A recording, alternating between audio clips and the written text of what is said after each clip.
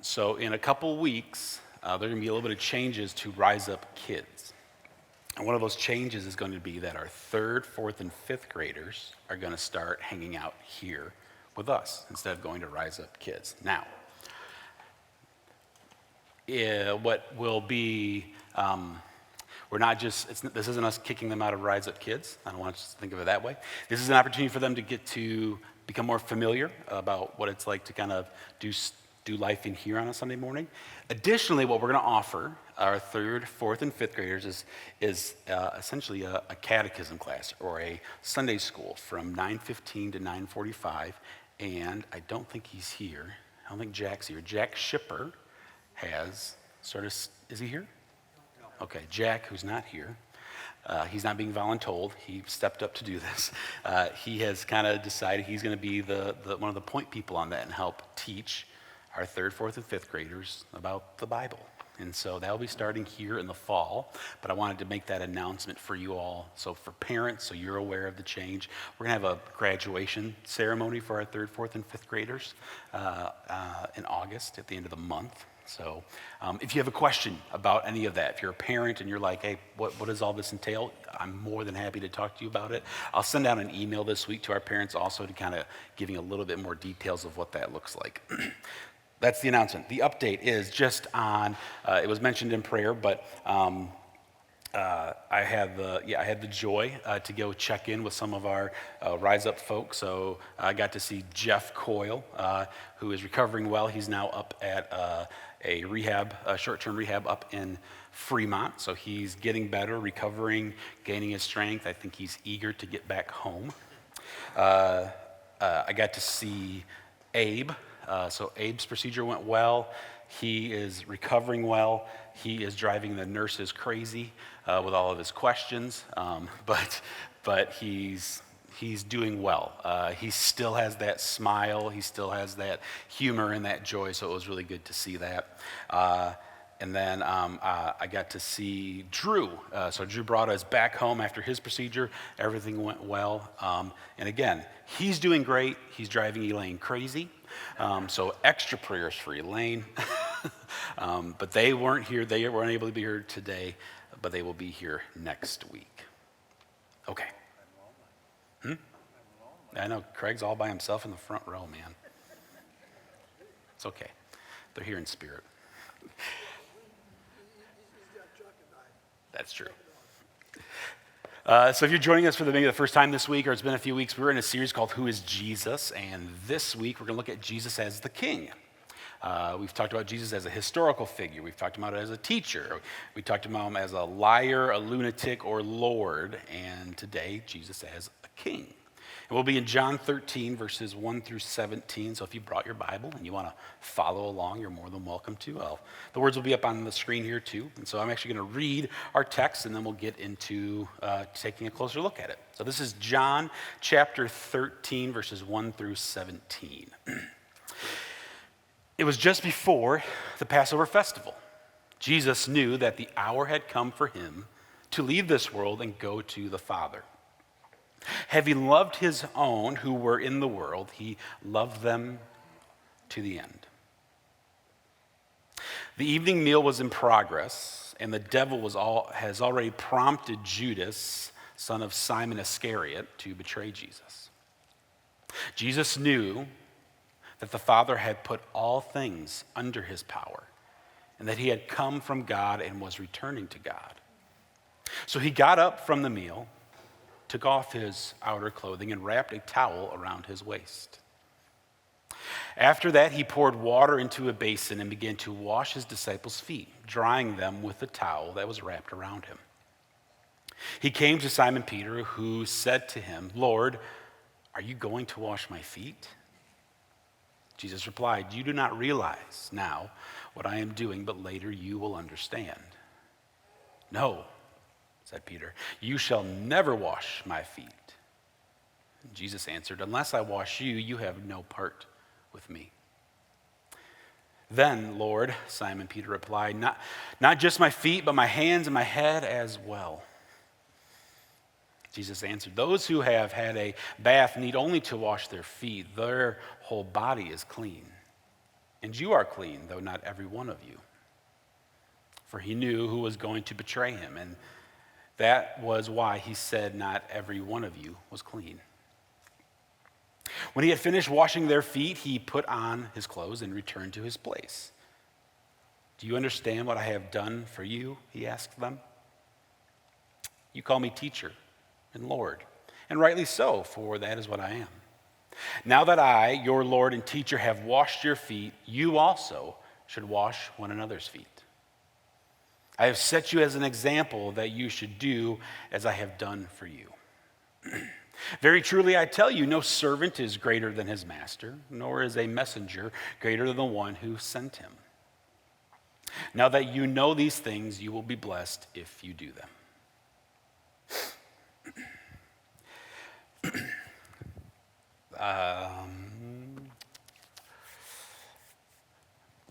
This is an incredible story we're hearing. It's powerful. There is vulnerability. There is intimacy there. There's something really significant happening in our story, and we're going to take a closer look at it. But I want to help I want to set our table to make us better understand what's happening in the moment. And so I want to take you back with me, back in time to the year 2010, 2011, 2012. So, quite a few years ago. We are in Lakeland, Florida, where me and my wife, Kayla, are living at the time. And as Kayla is finishing up her undergrad at Southeastern University, I am working at Grasslands Golf and Country Club. Now, I've worked at golf courses throughout my life, so it was a fairly easy transition, an easy job for me to understand, to work at a golf course and to clean golf carts, to clean golf members' golf clubs, and to carry their bags for them and these sorts of things. Now, what was a little bit different about this golf course down in Lakeland than the ones that I worked up here is that most of the people down there, well, a chunk of a segment of the members there, because this was a private country club, were what we would consider celebrities, were famous. Musicians, artists, athletes.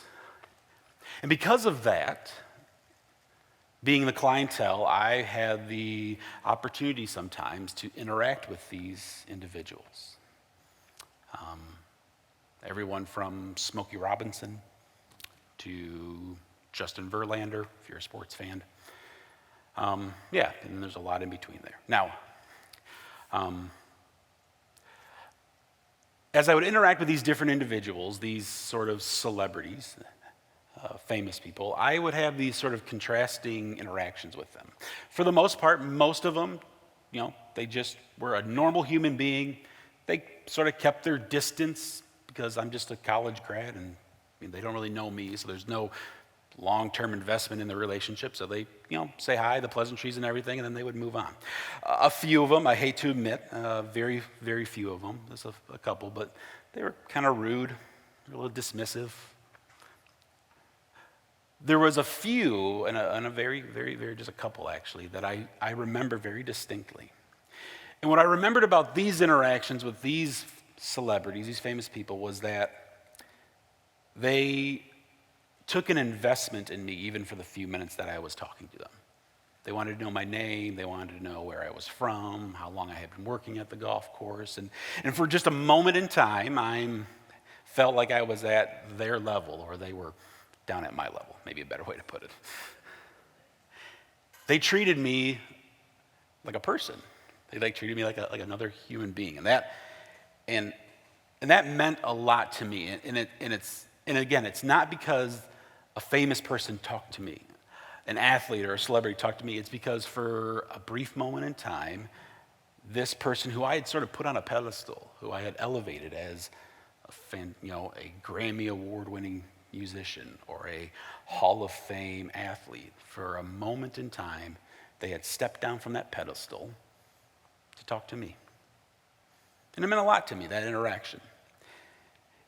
What it reveals more about me, and what I would argue maybe for most of humanity, is that we as a people have a tendency to sort of elevate others, right? We elevate others in our mind, we put them on this pedestal, and we sort of expect them to act and behave in a certain way. And when they don't act or behave in that way that maybe we are expecting or presuming, when they act differently, it sort of changes up how we see them, how we perceive them, how we interact with them. They don't have to do these things, but they choose to, and that changes the relationship. This is where I think that our story can kind of connect to our world.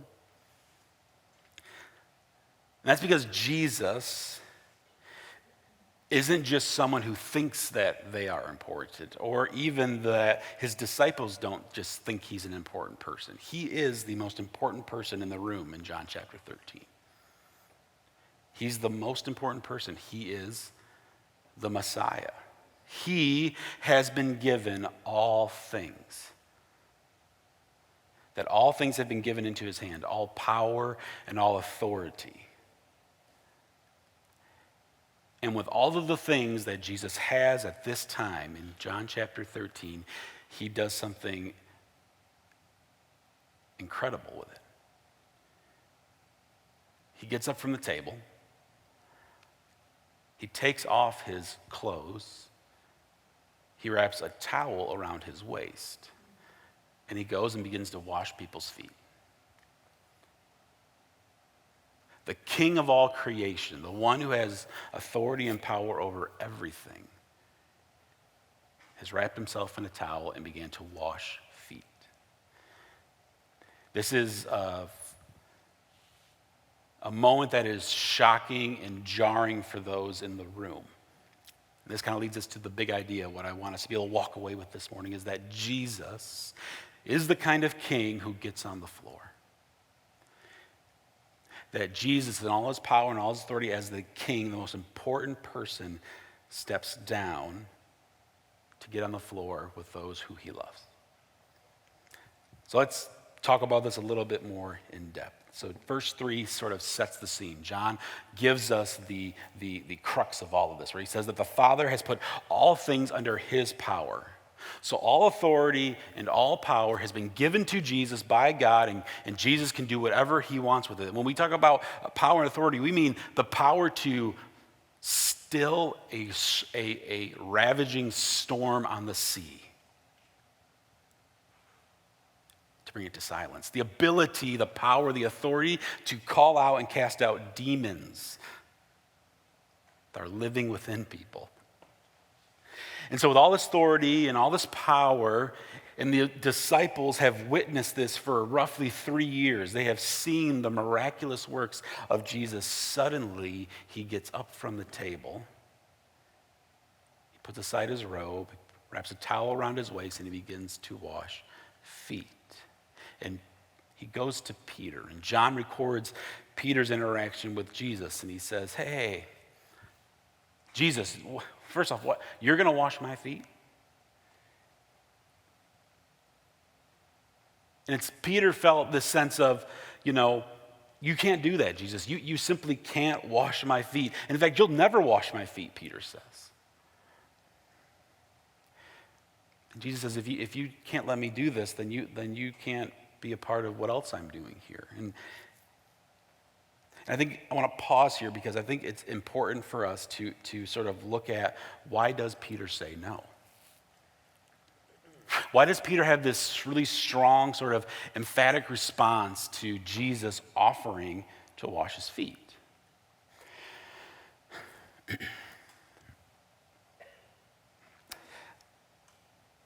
Now, I grew up hearing this story often, heard it in Sunday school, remember hearing it preached on or had Bible studies about it. And I always thought, my expectation was always, Peter sort of had this sense of humility. Like, ooh, Jesus, I appreciate that, but my feet are just a little too dirty. Or, Jesus, I love what you're trying to do here, but I'm not worthy for you to wash my feet. I don't deserve that. There's this sense of humility and selflessness that Peter wants to exhibit because he's watched Jesus over 3 years sort of live this humble life, and Peter is wanting to mirror that and to reflect that. At the same time, I think I probably thought, maybe Peter just thought this was weird. I mean, I'll be honest, let's say this. Here's a visual, Craig. If I took off my clothes and wrapped a towel around me and started washing your feet right now, is it okay to say that's weird? You're running. It's weird and you're running. I get it. It's awkward. And we could say that. I think that's a fair thing to say. However, what I want to propose to us today, or want us to maybe investigate a little bit deeper, is Peter's response to Jesus offering to wash his feet has nothing to do with humility or awkwardness or weirdness. It actually has to do with the missed expectations that Peter had of Jesus. What I mean by that is that Peter, knowing that Jesus is the most important person in the room, is the king who has all power and authority given to him in his hands, has a certain expectation for this king to behave and to act. That this king should rule, you're supposed to do. Power and impose their authority over their enemies. Jesus, that's what you're supposed to do. Jesus, you're the king. You're supposed to be served. You don't serve us, we serve you. You should be waited on, right? We are the servants. We should be washing your feet, not the other way around. And Jesus, to take off your robe and to wrap a towel around you, that's weakness. That's meekness. You're strong. You need to be a fearless and untouchable. You need to be the pinnacle of what we strive to be. It's like Peter saying, Jesus, this isn't what greatness looks like. Why are you behaving in this way? That's why Jesus responds the way he does to Peter. Peter, if you can't get this, if you can't let me do this, then you can't be a part of what I'm actually really doing. And again, this isn't that Peter has this sort of low view of Jesus. It's just that Peter had the wrong view of what greatness was.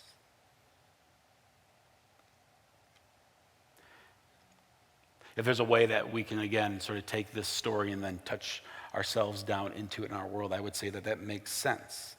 That Peter and in our world around us included, we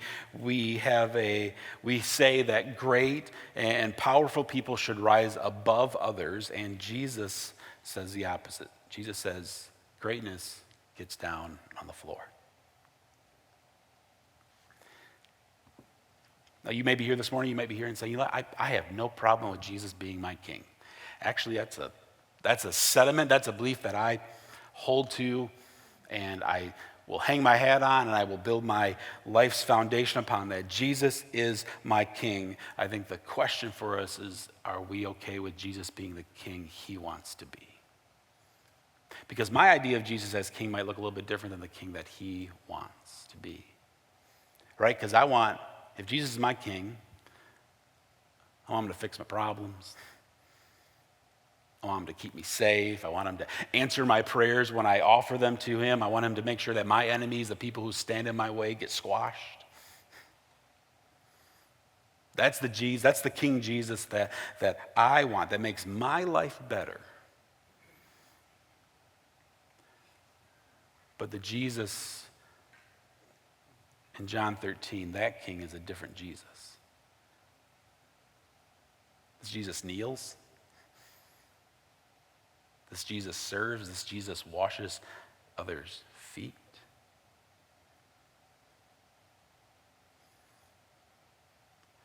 Why is this so uncomfortable to me? I thought about that this week. Why is this idea of Jesus, the king of all creation, with power and authority in his hands, why is it so uncomfortable for me to allow him to serve? I think part of it is it's easier for me to serve Jesus. It's easier for me to be able to approach Jesus and say, hey, Jesus, I've got something I can do for you. Or Jesus, I am willing to do whatever you ask me to do. Jesus, give me directions to do, fill in the blank, and I will go do those things. That's so much easier for me to approach Jesus with an opportunity, an open hand saying, I want to do that. And there's nothing wrong with that. However, what this story has challenged me this week is that before I come to Jesus and say, this is how I can serve you, he comes to me first and says, I want to serve you as your king. Let me serve you. Let me protect you. Let me show you what it means to follow me. And why do I resist that? Why do I push against this idea that Jesus wants to approach me and serve me? Well, it's because I see him as this king high on a pedestal. And I struggle to see him willing to step down and meet me where I'm at. Because when that happens, it means that I really don't have much to offer. I want to be useful to the king. I want to be valued to the king. And in my mind, if Jesus has to step down and serve me, then I'm not useful and I have no value. And yet, that's not what Jesus is communicating here. This notion that I get where Peter's coming from, this resistance to admit that Jesus can serve me first, I get that. I get that. And what I realized this week, that what if my resistance to allowing Jesus to serve me is actually a resistance to accepting the grace he offers me? That Jesus wants to come to me and say, this is what I want to give you. And I'm saying, no, sorry.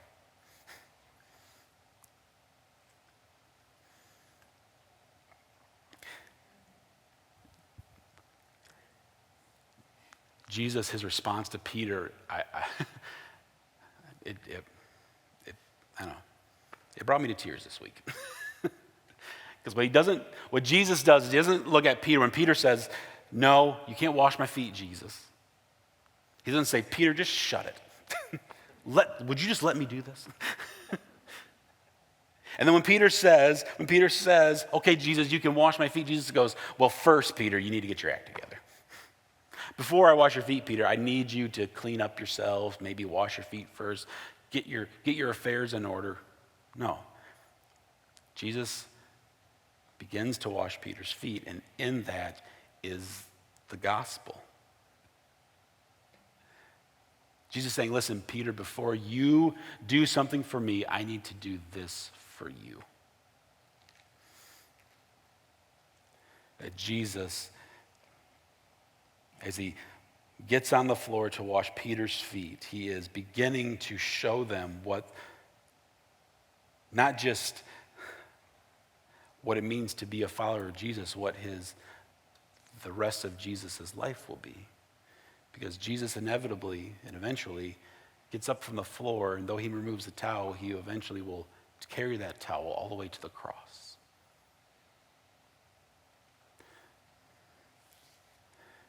That Jesus, when he gets on the floor to wash his disciples' feet, he's not giving an object lesson or example of this is what humility looks like if you're going to follow me. He's saying this is a picture of the gospel.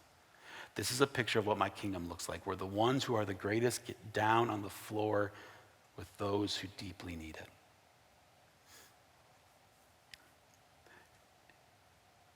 And Jesus does this in a room full of people. He extends his grace and his mercy to a room full of guys, his best friends, who can't repay him, who will inevitably fail him at some point. There's one in that room who will actually betray him, and Jesus is willing to get on the floor and wash their feet.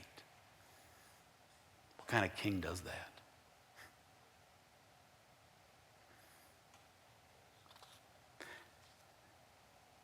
Jesus continues this sort of imagery and this picture of humility, a king willing to lay down all power and authority to extend it to others all the way through, not just at the end of dinner, but all the way into the cross. And Jesus is doing this because he's saying, if this is the king, if I'm your king and you want to follow me, then this is what it calls us to do, is a willingness to lay ourselves down. So he says, I have given you an example, right? I've given you what you're supposed to do, and now you should go and do this to others. It's this sort of natural transition and movement from receiving grace and then being able to share it with those around us. And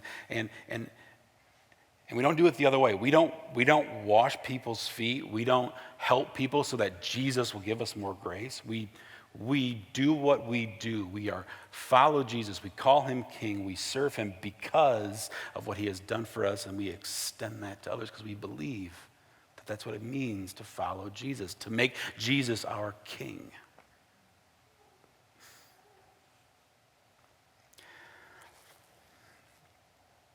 So the question I sort of think about naturally is, so what does it look like to wrap a towel around my waist, figuratively, and to get on the floor in my community? What does that look like to do in a very practical way at my home with Kayla and with Sam and with Leo? What does it mean to do it with my neighbors that live next door to me or down the road from me? What does it look like to do that at your work or at school? What does it look like to do it when we go to the grocery store? And we're driving or visiting someone. What does it look like to serve the way that Jesus serves? What does it look like to step down and serve others? And if I really want to challenge myself, what does it look like to do this to the people who annoy me? To the people who can't repay me? To the people that will fail me or disappoint me? Even more so, what about the people that I think should be serving me? What does it mean for me to serve them first?